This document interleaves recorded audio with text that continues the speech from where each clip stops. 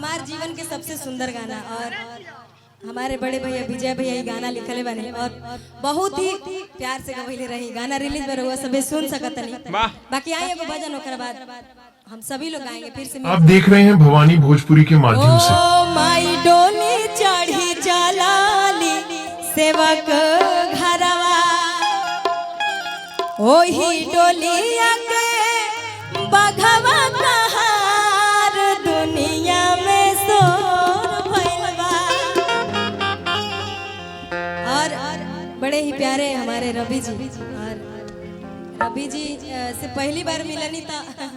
पहली बार तो हमने के बातचीत ना हम इनका के जानत रही नहीं है कि हम रखे, लेकिन बहुत अच्छे हैं। हम लोग इनके पीछे में भी इनका बहुत तारीफ करते हैं। और ये हम सभी का घर है। हम लोग अपने घर पे आए हैं, कलाकार के नाते नहीं आए हैं, हम लोग अपने घर पे आए हैं। ये रवि जी का प्यार है और मैं चाहूँगी ये प्यार हमेशा बरकरार रहे। आइए सभी लोग अपना प्यार आशीर्वाद देंगे। हो माई डोली चढ़ी जलाली सेवा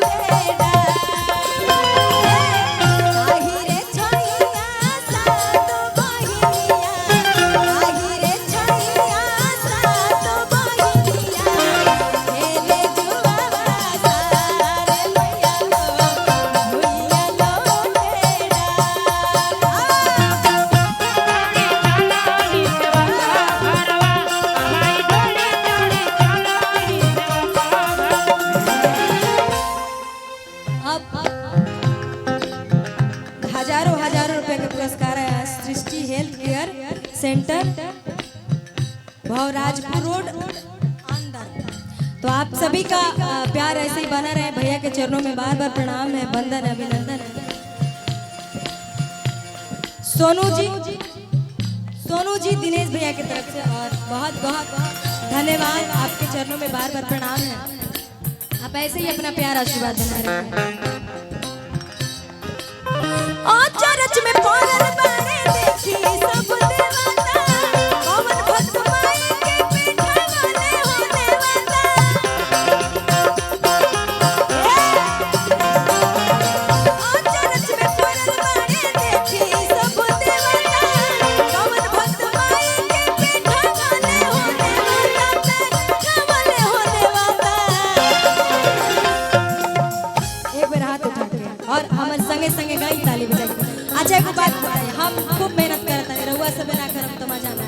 हाथ उठा के ओ चरच में पड़ल बारे देखी सब देवता कमन भक्त माई के पीठा वाले हो देवता पीठा वाले हो देवता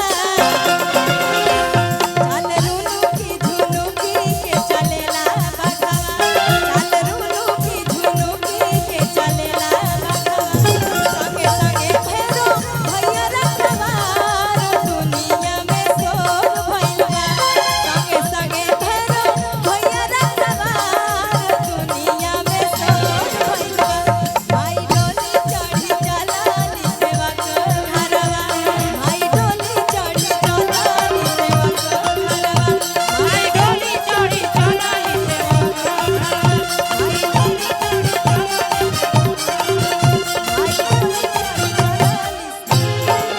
क्या बात है। प्रेम से बोलिए दुर्गा मैया की जय। साचे दरबार की जय। आई आप सबके बीच हमारे